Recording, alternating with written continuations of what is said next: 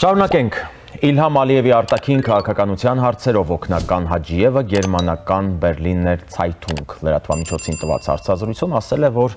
Իրանի տարածքով Նախիջևանի հետ հաղորդակցության նախագիծը չի նշանակում, թե Հայաստանի տարածքով դեպի Նախիջևան ցամաքային կապի ստեղծումն այլևս ակտուալ չէ։ Ադրբեջանը մոտ 3 տարի սպասել է, որ Հայաստանը կատարի Նախիջևանի հետ տրանսպորտային հաղորդակցության ապահովման իր պարտավորությունները եւ պատրաստ է դիտարկել Կալինինգրադին նման մոդելներ։ Նրա խոսքով Բաքուն հրավիրել է համաշխարհային մաքսային կազմակերպությանը կիսվելու իր փորձով եւ չափանիշներով։ Հաջիևը նշել է, որ Ադրբեջանն աշխատում է նաեւ այլընտրանքային լուծումների վրա, ավելացնում Բաքու-Թբիլիսի Կարս երկաթուղու թողունակությունը տարեկան մինչեւ 5 միլիոն տոննա, ինչպես նաև Իրանի տարածքով այլընտրանքային երթուղի կառուցում դեպի Նախիջևան։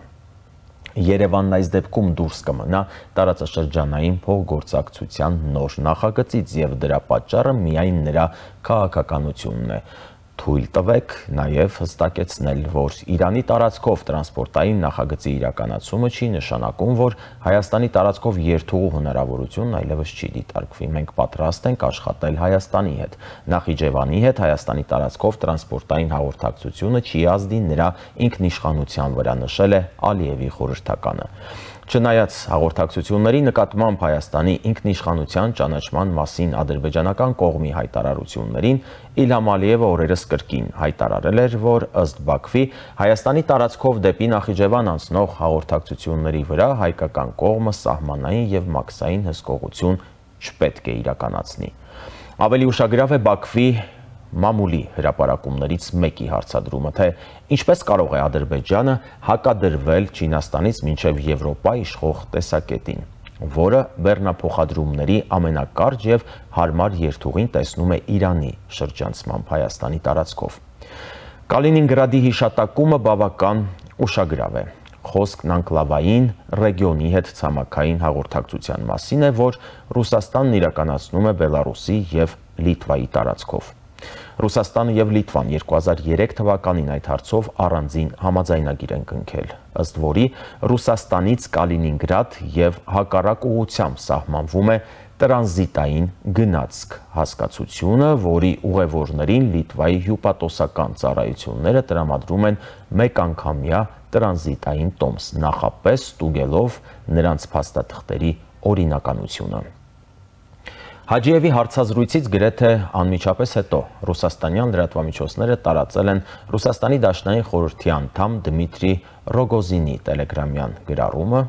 ժամանակն է Լիտվայում դեպի Կալինինգրադ միջանցք ճեղքել։ Ռուսաստանից Ռուսաստան մեր քաղաքացիների մեկման համար արտասահմանյան երկրի իշխանությունների վիզան եւ այլ թույլտվություններն անընդունելի են։ Ռուսաստանի քաղաքական վերնախավում Ռոգոզինը նոր դեմք չէ։ Տևական ժամանակ նա Ռուսաստանի փոխվարչապետի պաշտոնում համակարգել է ռազմաարդյունաբերության ոլորտը, ապա զբաղեցրել Ռոսկոսմոսի գլխավոր տնօրենի պաշտոնը։ Հայտնի է նաև Ռոգոզինի ընդգծված համակրանքը Ադրբեջանի նկատմամբ։ Փոխվարչապետի պաշտոնում նա մի շարք այցելություններ է կատարել Բաքու։ Այդ տարիներին են կնքվել սպառազինությունների արքուվաճառքի ռուս-ադրբեջանական գործարքները։ Դրանից իհարկե ուղղակիորեն չի հետևում, թե Հիկմեթ Հաջիևը գերմանական թերթի տված հարցազրույցում Կալինինգրադի օրինակը վկայակոչել է Ռոգոզինի հետ համաձայնությամբ կամ Լիտվայի տարածքում միջանցք ճեղքելու Ռոգոզինյան գաղափարը Բաքվին արվոխուշում է, բայց նաև չի կարելի տեղեկատվաքարոզչական այդ սինքրոն անուշադրության մատնել, եթե անգամ դա պատահական զուգատիպություն է։ Թեկուզ եւ այն հիմնավորմամբ, որ Իլհամ Ալիևն էլ ասում է, թե Ադրբեջանից Ադրբեջան հաղորդակցությունը չպետք է ենթարկվի սահմանային եւ մաքսային ստուգումների եւ ավելացնում, դա մեր իրավունքն է։ Ինչ իրավունքի մասին է խոսքը կամ որտեղ է այն ամրագրված բոլորովին այլ հարց է։ Կոնկրետ իրավիճակում նման մանրուքները կարող են եւ անտեսվել կամ պոստֆակտում իրավական ձևակերպում ստանալ։ Լիտվայի պարագայում Ռուսաստանը գործ կունենա ՆԱՏՕ-ի եւ Եվրամիության հետ կախված Ուկրաինայում պատերազմի 4 արդյունքների փաթեթավորման բանակցություններից, որ անկասկած մի օր սկսվելու են։ Քերմանում հաղորդակցությունից ժամեր առաջ Հայաստանում Իրանի դեսպանն ասել էր, որ բոլոր հաղորդակցությունները, որ կանցնեն նրա տարածքով, պետք է գտնվեն Հայաստանի իրավազորության ներքո։ Հաջիևն ակնարկել է, որ Ադրբեջանն աշխատում է միջազգային մաքսային կառույցների հետ։ Տարեվերջին Ռուսաստանի զինված ուժերի գլխավոր շտաբի պետ Գերասիմովը խոսել էր Հարավային Կովկասում կոմունիկացիաների բացման ուղղությամբ տարվող աշխատանքների մասին։ Մոսկվան շարունակում է պնդել, որ նոյեմբերի 9-ի փաստաթուղթն ուժի մեջ է։ Ադրբեջանի արտգործնախարարը հավաստիացրել է, որ ռուսական զորախումբը մինչև 2025-ի տարեվերջ կմնա։ Ռուսաստանի փոխարտգործնախարար Գալուզինը հիշեցրել է, որ ռուսական զորախմբի տեղակայման ժամկետի երկարաձգման հնարավորություն կա եւ Մոսկվան այդ հարցերը քննարկում է բացառապես Բաքվի հետ։ Գալուզինը Բաքվին ինչ-որ բան է հասկացնում, եթե այո, ապա ինչ։ Այս պահին զրուցելու եմ քաղաքագետ Լիլիթ Դալաքյանի հետ։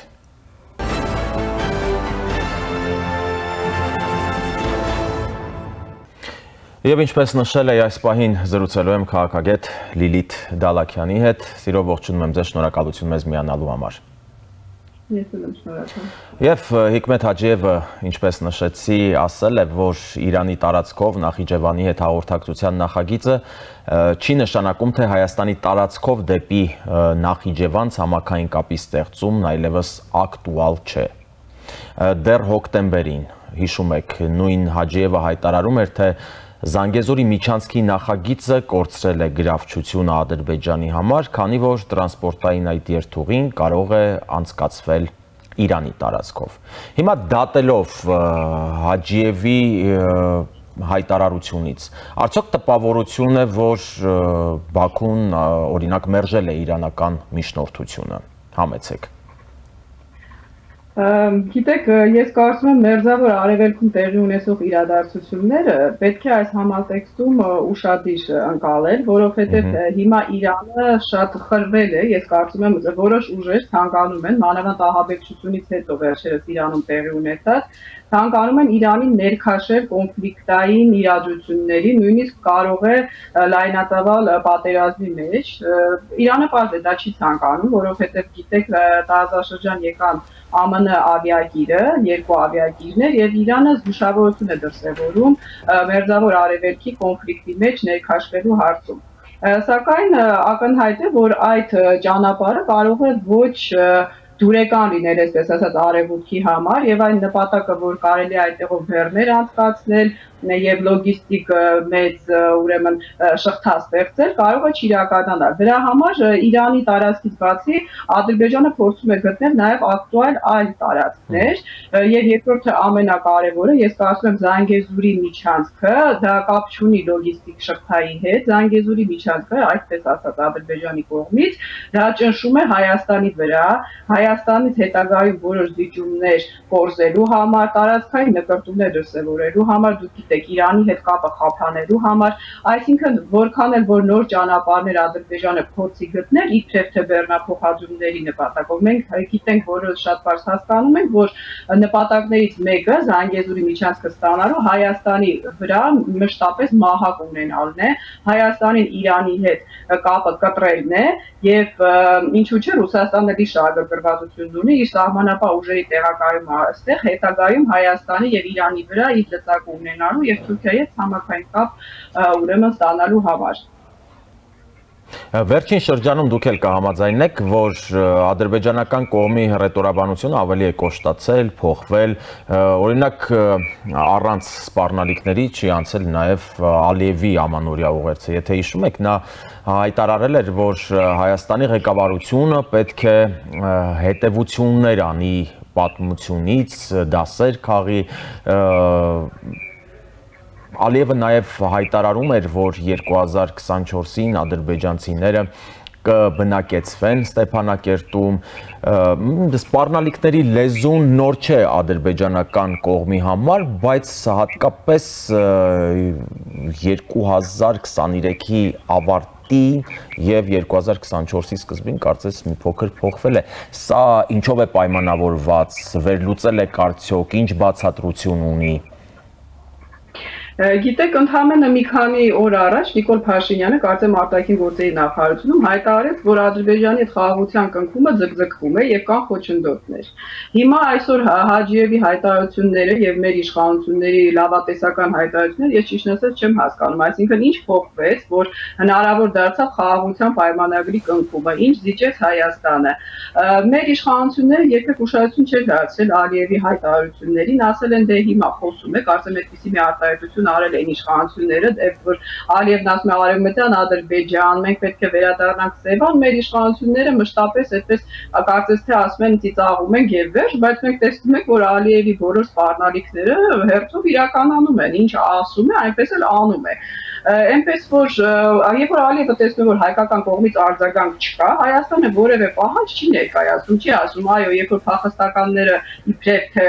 ադրբեջանցի վերադառնա Ղարաբաղ, այնտեղ Ղարաբաղի ժողովուրդը նախ պետք է վերադառնա, որը 90% բնակչություն է կազմել Հարաքվեի անցկացնելու ժամանակ Լեռնային Ղարաբաղում, կամ չի խոսում, որ Բաքվի հայությունը պիտի վերադառնա Սումգայիթի, եւ ես ձեզ ասեմ, դա բոլորն է գիտեն, մոտ 5 միլիոն 500,000 հայի մասին է խոսքը գնում, իսկ եթե ադրբեջանցիներն են վերադառնում, դա 100,000-ի մասին է, որոնք գիտեք վաճառել են իրենց տները, խաղաղ պայմաններում վերադարձել են, իսկ հայ ժողովուրդը այնտեղից ուղղակի փախել է, այսինքն Հայաստանը որևէ պահանջ չի ներկայացնում, չի ասում նրանք պետք է ստանան փոխհատուցում հայերը կամ նրանք էլ պետք է վերադառնան եւ Ալիևը տեսնելով որ պահանջներ է ներկայացում, տկվի պատմությունն է, սակայն արձագանք չկա հայկական կողմից, անընդհատ շարունակում է տեսնելով թե կարմիր գիծը որտեղ է եւ ինձ թվում է ինքը զարմացած է, որ տեսնում է որ Հայաստանի իշխանությունները կարմիր գիծ չունեն, այսինքն ինչ ասում է Ալիևը համաձայն են միայն թե լինի խաղաղություն եւ Նիկոլ Փաշինյանը դարձել է Հայաստանում Ալիևի բարձրախոսը, գալիս է ասում է այո, Ղարաբաղը միշտ եղել է Ադրբեջանի մաս, ամբողջ աշխարհը դա ճանաչել է, մենք 30 տարի իզուր բանակցություն ենք վարել, ես երբևիցե չեմ լսել, վերջերս Նիկոլ Փաշինյանը մեղադրի Ալիևին էթնիկ զտման մեջ, օրինակ, կամ ասի, որ ուժի սպառնալիքի կամ կիրառման փաստաթուղթ է ստորագրել Ալիևը, սակայն խախտել է եւ պետք է պատասխանատվության ենթարկվի։ Ես երբեք որևէ ակնարկ չեմ լսել դրա մասին։ Միայն շատ նեղություն մուննար Ղարաբաղի ժողովրդի վրա, այն որ 30 տարի իզուր բանակցել եք։ Դրա համար Ալիևը տեսնելով որ մենք պատրաստ ենք ամեն ինչ զիջել, ամեն ինչ տալ, անընդհատ իր ռետորաբանությունը ավելի կոշտացնում է։ Դե Ալիևն ասում է անելու ենք այն, ինչ անհրաժեշտ ենք համարում, նպատակահարմար ենք գտնում, բայց դրա հետ մեկտեղ երկու կողմերը խոսում են դեպի խաղաղության պայմանագիր գնացող բարենպաստ ճանապարհի մասին։ Այսպես ինչպես կարելի է ընթանալ այդ ճանապարհով։ Ալիևի համար բարենպաստ է, իհարկե բարենպաստ է, ստանում է այն, ինչ ուզում է, ես չեմ լսել, որ մեր իշխանությունները որևէ ասացի հակադարձ են, միայն լսում եմ ներքին լսանին համոզել, որ այո, մենք միշտ սխալ ենք եղել, մենք պետք է ամեն ինչից հրաժարվենք, Ղարաբաղի հարցը օրակարգում չկա, այո, Ալիևի համար բարենպաստ է, բարենպաստ է արդյոք մեզ համար, կարծում եմ սա միայն Նիկոլ Փաշինյանը պետք է չորոշի, նա միշտ ասել է, որ այդպիսի հարցերը լուծվում են հանրաքվեով, այսօր մենք տեսնում ենք, որ կորցրել է Նիկոլ Փաշինյանը վստահությունը ժողովրդի քաղաքապետի ընտրությունները վկա, որ նա Երևան քաղաքում երևի ունի 10%, եթե չհաշվենք այն չարաշահումները, որ իրականացվել են, ընտրողներ, այսինքն արդյոք կարելի է այդ ռեսուրսով գնալ ստորագրել փաստաթուղթ, որը մենք չգիտենք նույնիսկ ինչի մասին է։ Մեզ համար դա ձեռնտու է, ինչ է այնտեղ գրված։ Եթե Ալիևն ասում է, որ շատ լավ փաստաթուղթ է, ուրեմն պատկերացրեք, թե ինչ կա այնտեղ ներառված։ Մանավանդ, որ ես տեսնում եմ, որ Նիկոլ Փաշինյանը ընդունել է Ռուսաստանի միջնորդությունը եւ Պետերբուրգի հանդիպումից հետո է աշխուժացել այս խաղաղության պայմանագրի մասին խոսակցությունները, Գրանադա չգնաց, Ալիևը Բրյուսել չգնաց, Վաշինգտոն չգնաց, ուրեմն այնտեղ հայանպաստ որոշումներ էր, սակայն վազեց շատ ներողություն Պետերբուրգ, Նիկոլ Փաշինյանը գնաց եւ սկսվեցին այս խոսակցությունները։ Մենք միայն կարող ենք գուշակել, թե ինչի մասին է խոսքը։ Նիկոլ Փաշինյանը որևէ մեկի չի խորհրդակցում, ժողովրդի որևէ բան չի ասում, միայն գալի ասում ես ստորագրել եմ խաղաղության փաստաթուղթ, որը ի դեպ իհարկե չեմ ուզում ծավալվել, ես վստահ եմ, որ խաղաղություն չի բերելու, որովհետև հենց միայն այն, որ Ադրբեջանը չի հանում իր զորքերը Հայաստանի տարածքից, սուվերեն տարածքից, ասելով, որ դա դելիմիտացիայի հարց է, դա մշտապես կարող է խնդրի առարկայել, ասել դե մենք ինչ չեք առաջ գալի, դա էլ է դելիմիտացիան հետո կորոշի եւ դուք արդեն շարունակությունը պատկերացնում եք։ Շնորհակալ եմ մեկնաբանության համար։ Ես էլ եմ շնորհակալ։ Մեր հեռուստադիտողներին հիշեցնեմ, որ զրուցում էի քաղաքագետ Լիլիթ Դալաքյանի հետ։ Դուք դիտում եք առաջին լրատվականը, վերջին 1 ժամվա ընթացքում տաղավարում աշխատում էր Արթուր Աղաբեկյանը, հետևեք մեր ընթացքին առայժմ։